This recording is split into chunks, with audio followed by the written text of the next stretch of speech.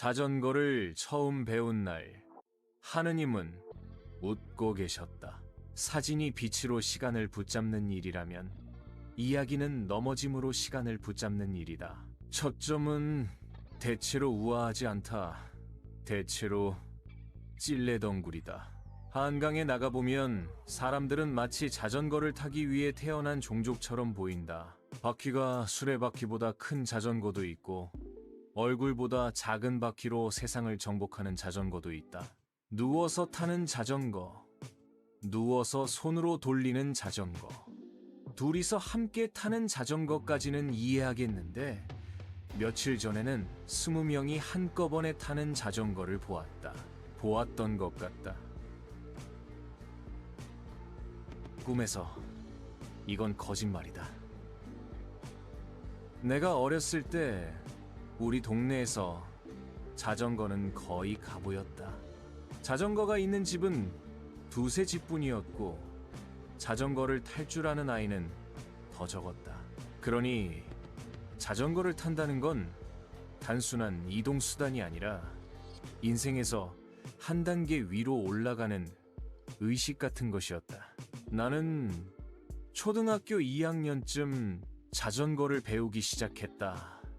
이유는 단순했다. 형들이 타고 있었고 그게 굉장히 있어 보였기 때문이다. 자전거를 타면 나는 나보다 나이 많은 수많은 꼬맹이들 위에 서게 된다. 그 사실 하나만으로도 페달에 발이 닿지 않는다는 사소한 문제점은 참을 수 있었다. 문제는 정말로 발이 닿지 않았다는 것이다. 자전거에 올라앉으면 나는 위태로운 조형물이 되었고 자전거를 끌고 마당을 뱅뱅 도는 것이 내가 할 수 있는 전부였다. 운이 좋아 한쪽 발이 페달에 닿는 날에는 곧장 자전거와 함께 쓰러졌다. 그걸 일주일쯤 반복했다. 어느 날 나는 땀을 뻘뻘 흘리며 자전거를 끌고 마당을 돌고 있었다. 그날은 아버지가 유난히 한가했다. 아버지는 긴 장죽에 담배를 피우며 햇볕이 따뜻하게 내려앉은 마루 아래 서서 아무 소득 없이 땀만 흘리는 아들을 오래 바라보고 있었다. 나는 몰랐다.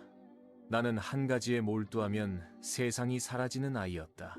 어느 순간 아버지가 헛기침을 했다. 그리고 내 옆으로 와서 말했다. 내가 잡고 있을 테니까 올라가. 목표가 자전거였던 나는 의심이라는 미덕을 잠시 잊고 자전거 위로 올라갔다. 페달의 발은 여전히 닿지 않았다. 자, 간다. 아버지는 그렇게 말하며 내 인생 최초의 자유를 힘껏 밀어주었다. 그때 우리 집 마당은 축구장 10배쯤 되어 보였다. 지금 가보면 20평도 안 된다. 인생이란 원래 그런 것이다. 어릴수록 세상은 넓고 클수록 기억은 과장된다. 처음으로 앞으로 나아가는 자전거 위에서 나는 곧 방향 감각을 잃었다. 그리고 마당과 밭의 경계에 심어놓은 찔레덩굴 속으로 자전거와 함께 번지 점프를 했다. 처음 느낌은 놀랍게도 좋았다. 마치 화려한 더블 침대에 떨어진 것처럼 폭신했다. 하지만 스프링 위의 행복은 곧바로 현실로 환전되었다. 찔레 가시는 얼굴과 팔과 다리에 사정없이 밝혔고 피가 색연필로 그은 것처럼 얼굴과 팔에서 흘러내렸다. 찔레덩굴은 한 계단 아래 밭에 있었기 때문에 나는 기어서 마당으로 올라와야 했다. 그때 아버지는 내 자전거를 밀어주었던 바로 그 자리에 앉아 배를 잡고 웃고 있었다. 정확히 말하면 포복절도였다. 나는 피투성이 얼굴로 아버지 앞에 섰단 물론. 아니, 아들이 다쳐서 피를 흘리고 있는데 그렇게 웃기만 하세요?